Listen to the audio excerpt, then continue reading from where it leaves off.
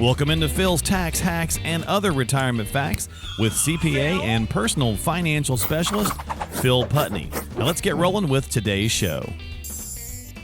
Hey everybody, welcome into Phil's Tax Hacks and Other Retirement Facts. Phil and Mark here once again to talk investing, finance, and retirement. And patience pays is the power of delayed gratification is going to be on the topic this week for the podcast. And we are, well, I guess we're dropping this the last day of November, Phil. So almost December. What's up, buddy? How you doing? Almost December. Wrapping the year up. Doing good. Doing good. Had a good Thanksgiving. So Yeah. We were just chatting about that. Have a new addition.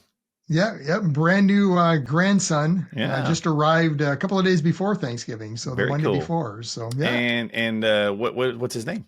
His name is Philip. So he's continuing the tradition. Philip Robert. So my son's Philip Jameson. Gotcha. He went by Jamie. It was kind of a deal my wife and I made. I grew up. My dad's Philip as well.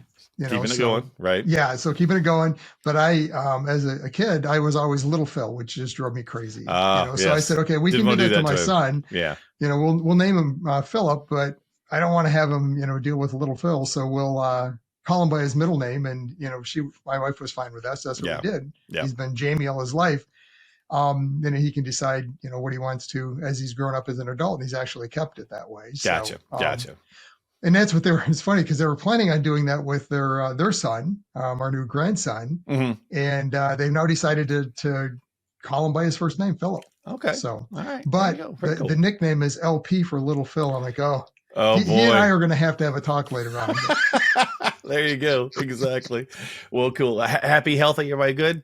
Yeah, everyone's great. Good. Everyone's doing good. Fantastic. So let's talk about some delayed gratification this week on the podcast, Phil. As I mentioned, I want to go through some things. We'll look at some situations where you might be inclined to take that immediate benefit, right?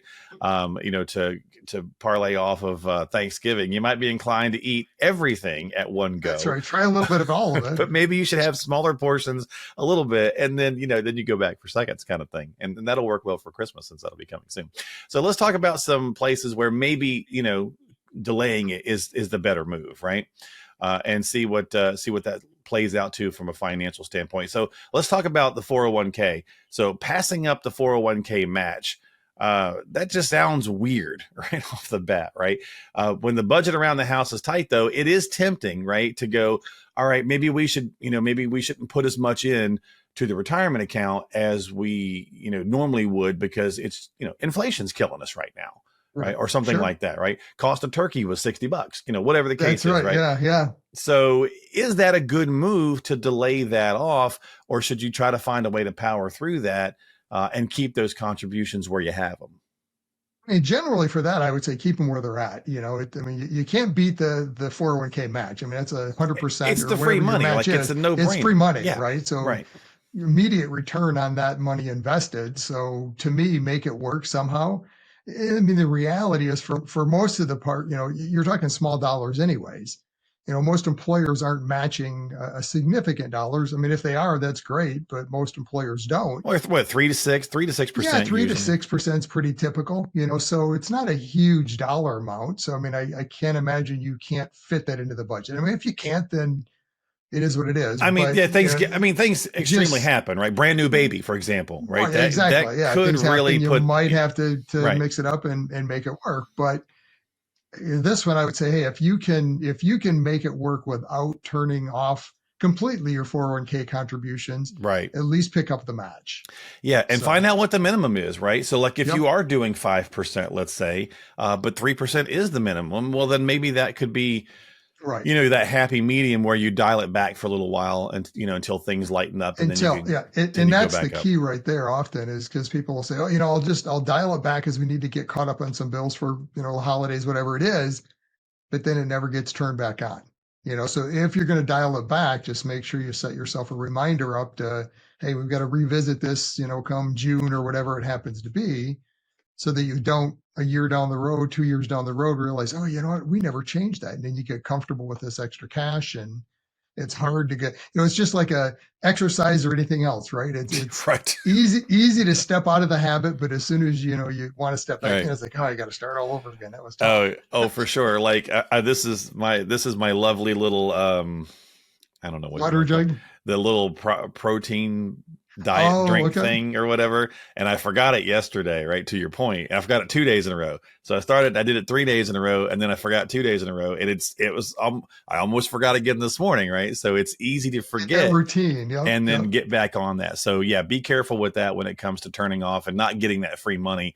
You got, you can't leave the free money on the table. You just can't, right? Yep. Figure out a way to do it. Cut down the Starbucks, cut down the protein shake, whatever it is. Whatever it takes. Whatever it takes, right? All right, number 2, saving only in tax deferred accounts. So, contributions to IRAs, 401ks, other tax related accounts. It's convenient at the time that you do it because it lowers the tax bill in the current year, right? But most retirees are looking, back and kind of maybe wishing they had gone Roth a bit more, right? Clearly, that's been the big thing the last 2 years. Roth, right? Yeah, I mean it's finally getting a little bit of light, and people are becoming more aware of the advantages of a tax-free savings.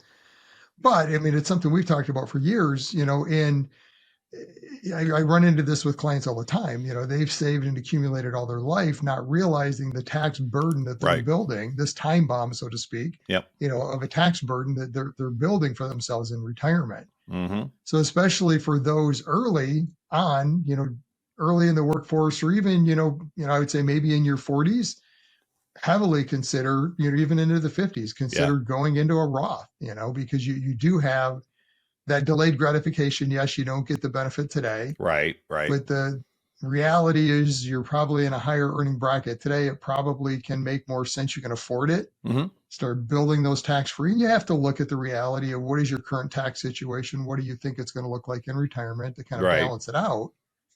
But especially for younger people, the Roth contribution, you really need to consider that. Well, our commander in chief, I believe, just this last week said there's no way around it. Taxes are going up, so he flat out confirmed it. And especially if he gets reelected, then clearly that's going into place, right? So we've talked about that. The only reason I think they didn't do it in his first administration is clearly because there was just so much other things going on, and they know you've talked many times about the tax code sunsets back to what it was. I was going to say the Congress has to do exactly what it's doing now. Nothing, nothing, and it'll go up anyway.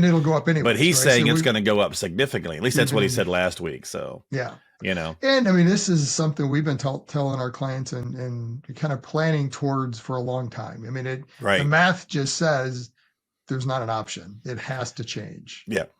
So. I mean, the spending is what it is. And, yes, that's a whole other argument, and that's a whole little political landscape we'll stay away from. But it's just like, it's back to budgeting in your own house. There's way too much going out and not enough coming in. So you got to make some changes, right?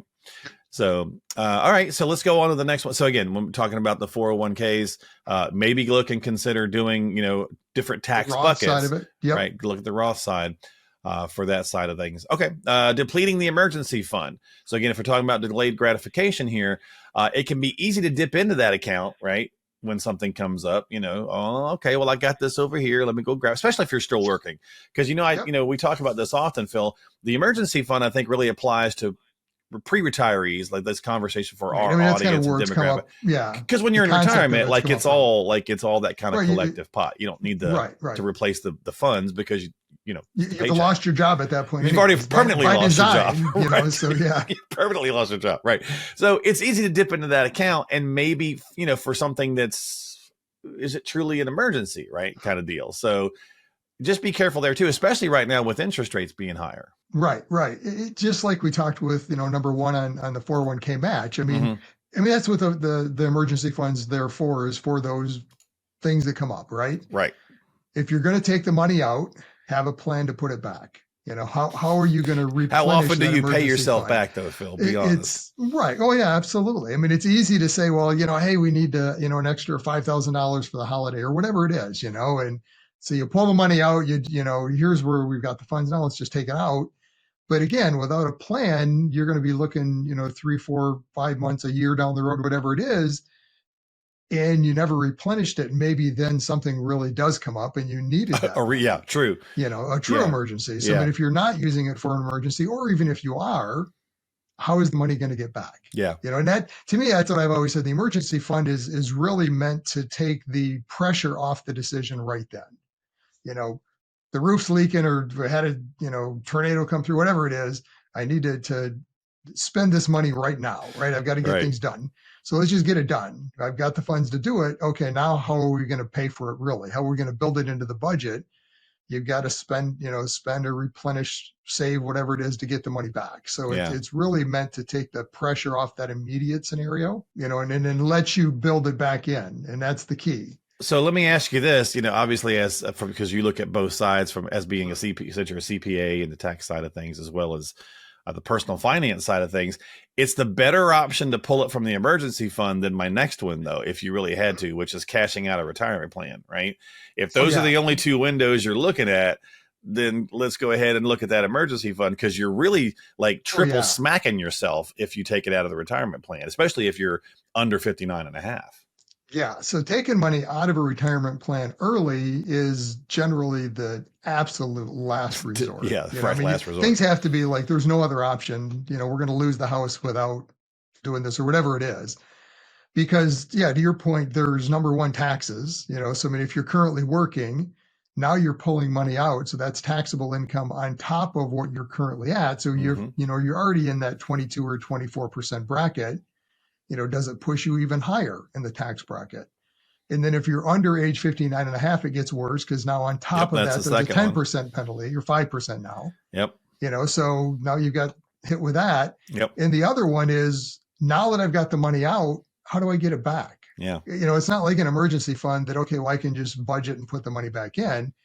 For retirement plans, there's rules, right? You can't just, well, I need 20,000 today, and next week I'm going to, this comes up often with people transitioning houses, right? Okay. Well, I'm buying a new house and selling my current house. And now I've got to close on the new house and I haven't sold the old house yet. So, I need the down payment. Right. So I'll quote unquote borrow from the 401k or, and when I sell it, whatever I'll put it back and I'll put the money back. Okay. Well, that can work. It's really tricky. You've got a very short timeline. And if you don't get it back in 60 days, you're getting taxed on that money, so that's the problem. Beyond that, if it's not that type of a scenario, then you're limited to now what the contribution rules are to get the money back in. So it's a very difficult process to get money back into a retirement plan. So. And then you get yourself in the position of what's the market conditions like, because now you've done these other two things. So the third whammy or even the fourth whammy could be it's a down market. So you're pulling money if it's out. A down market, it just is even worse now. You're losing the ability to compound that money to keep growing because it's not there now, and so on and so forth. And depending on how long it's out, if it is a longer position where it takes you longer to get, maybe a couple of years to get it back, you could be losing on that side too. So it's like you say, it's the last resort. That's like your later bucket money, right? True. This should be money you're not planning on touching for years. So the market risk, if you have it, or to the extent you have it in your portfolio, should be there anyways, because this is later money. Yeah. It should ride through that volatility. It's not meant to provide for those emergencies. So. Yeah, that's a good point. All right. So number 5, delayed home maintenance and upgrades. Regular maintenance and timely upgrades, obviously they get a little costly, and it always happens in the winter, right? We know it every flipping time, right? And something goes on and you're like, we just got down to 25 last night here, which is, we're like, oh no, it's going to be 15 tonight. Right. And being in the South, we sit there and go, okay, nothing weird happened, because it's not, we don't have a lot of the same things. You're not used to that. Right. Sustained, Exactly. So, in the short term, right, it can be some significant increases when you're having to make some changes, and so often people want to do home upgrades, especially in retirement. And where do you get the money from? Same kind of thing. So look at it, should be looking at your house on a regular basis to see what do we need to do? Be proactive. Does the roof need to be replaced? Okay, well, let's make sure it's not leaking, because if now you need to replace a bunch of roof boards and that's damaged other thing, then the bill just gets bigger. Yeah. Windows, kind of the same thing, right? If they're already leaking around, now you could have huge damage around the edges, and even beyond that, what is the increased cost to your heating, right? So, if you're not replacing the windows, what the loss of the energy around there, it's just one of these compounding effects. So don't delay it. Look at it today. It's like many of these decisions, right? The answer doesn't get easier the longer you wait. It That's just true. becomes That's true. more difficult, more expensive, typically, the longer you wait. Yep. So look at it Yeah. now, get it figured out, build it into the budget, plan towards it, and then make sure you're doing that regular inspection and maintenance on it, so you're not getting yourself caught into an emergency. So, Well, isn't that how it always works with life though, oh right? yeah, We know it. We all know it. I'm yeah, going to it's put this off for a little bit, and then you've done it, and then it bites you in the tush. And then yep. later on, another decision comes up, and you go, "I'm not going to do that same thing," and then you turn around and do the same Not exact going to thing, do that again. right? And then you do it again. So don't do that, right?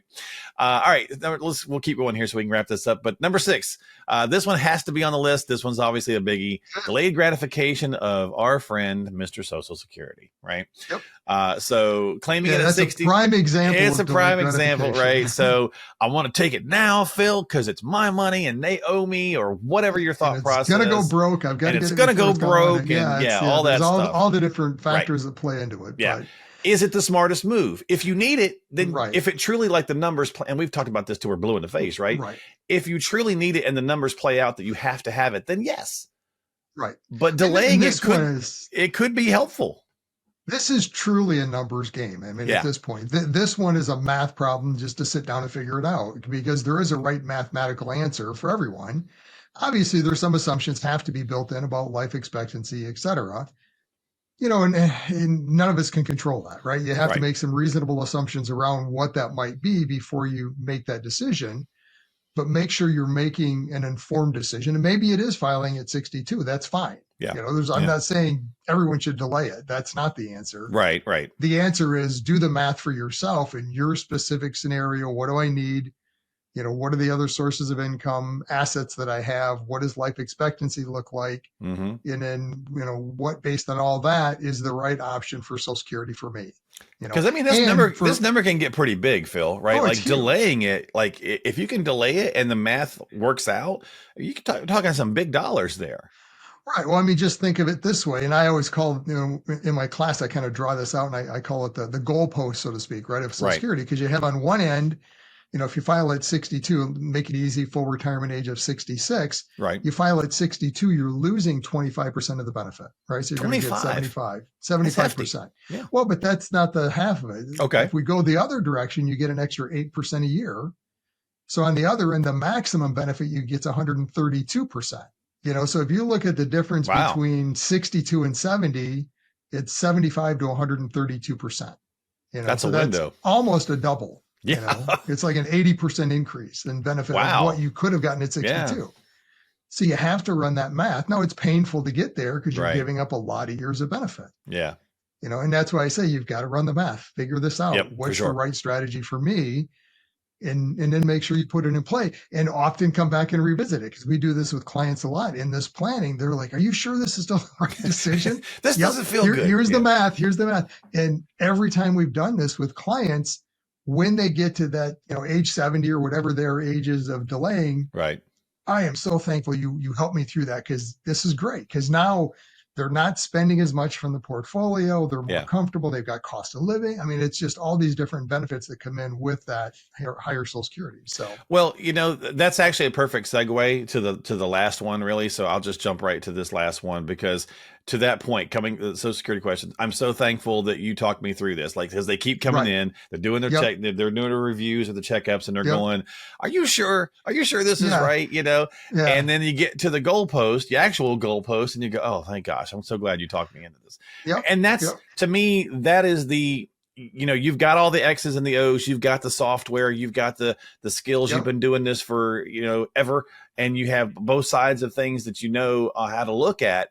But at the end of the day, it's that behavioral help that I think advisors, it's such a powerful piece that you guys bring to the table, right?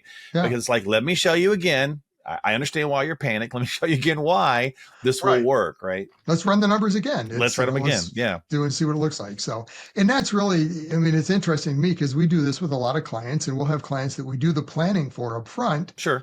But then maybe they've got an advisor that they've used for years and they're comfortable with them, and they'll just decide to use them for the implementation of the plan. And we'll revisit with clients like that just to see where they're at. Right. And 9 times out of 10 or more, they've never done anything with the plan, right? Because it made sense in the beginning when we were working together, but there's the advisor that they're working with has no skin in the game or buy-in or even an understanding of what that plan is. Okay. Yeah. And the client does to some extent, but again, they don't, this isn't what they do. Right. So those that we work with in the design and then actual implementation actually make it work then. Right. Yeah. And we get the real benefit of this long-term plan. So yeah, for sure. Yeah. I mean, and it's about having that right fit, which we, again, talk about a million times, because, as we do the show, we do the podcast and various other, and just like all advisors, everyone's doing different ways and marketing themselves. And it's not designed to turn every single person into the client. It's trying to find the right client fit for, it's two-way street. Right.